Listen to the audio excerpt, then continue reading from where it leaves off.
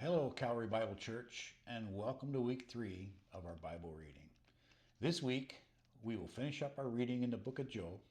We will jump back into Genesis and look at Luke chapters 3 through 5, as well as Matthew chapter 4. Remember, we are looking for the fingerprints of Jesus throughout our text each and every week. Here are some highlights and some nuggets for our journey. We will finish up in the book of Job with a new voice, and God will enter into the conversation. Elihu, an observer of all the events that had happened, will finally speak up after already hearing Job's answers and responses and the friends. Elihu is angry with Job because he has declared his innocence and has become very prideful in his defense and pain. God is the final judge of our actions, and so Elihu does not have the right to correct Job, but he may be right. It makes me pause and think, do we become prideful in our defense? Elihu will also correct the three friends for not convincing Job of his sin.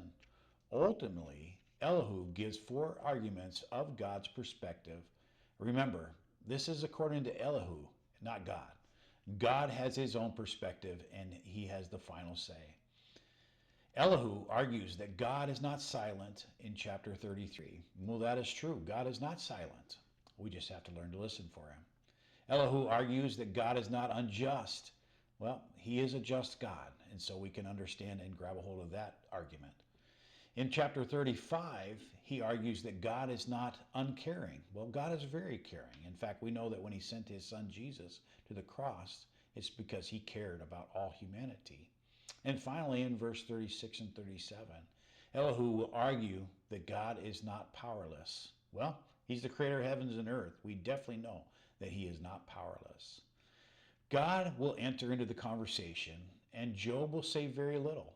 But there's a very important lessons that we can learn from the words of God and from Job's response. God is over all of creation. He's the creator of everything, heaven and earth, and he will declare that. He will state that many, many, and multiple times. His ways are a mystery to humanity, and unless God and God alone shares those mysteries, humanity may never understand. But we know that he did by giving the Bible and his son. Was Job wrong in his response in his situation? That's a good answer for sure, a good question for sure for us to ask. God goes on to declare that his sovereignty and his omnipotence. Job, in his humility, states his ignorance and declares revelation in God's answers, and he is in awe by being in the presence of God. Job repents, and God tells him that he's forgiven by restoring what he lost twofold. But God also tells the 3 friends to repent of their sins because they assessed what was going on with Job as being, their assessment was wrong. Job is restored, as we know. His wealth is doubled, and he has children and lives to see 4 generations. Remember, God is the master, and he has the master plan, and we are to trust him regardless of our situation. Ask for mercy, wisdom, and grace, and do it with a humble and repentant heart in all manners. We will now turn to Genesis 12 through 21. We know that God will introduce himself or become a part of the conversation with Abram. And he will ask Abram to leave his land and go to a land of promise and of blessing. Abram will be tested.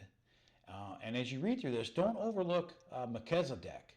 Melchizedek is the king of Salem, or future Jerusalem. He's a king of peace. And if you want to understand him a little bit more, take a look at Psalms 110. It talks about him, and it gives this description of Melchizedek, which is a description of the coming Messiah. Chapter 15 through 17 in Genesis, God will present this covenant with Abraham, and we will see that move forward throughout the scriptures. In chapters 18 and 19, we will see the Sodom and Gomorrah events. We will see the saving of Lot, and this idea of righteous men being in a community that God will save them if there's more than 10. That's something important for us to remember. Each and every one of us should be righteous in our own ways. Chapter 20 and 21 will bring us to the beginning of the fulfillment of the promise with the births of Ishmael and Isaac. And what a messed up story that is, but we'll continue part of that next week. Matthew chapter 4 is loaded with many questions and some profound answers for us to ponder. Some of the questions are this: is there a spiritual realm? Are we involved in spiritual warfare? Is the enemy formidable?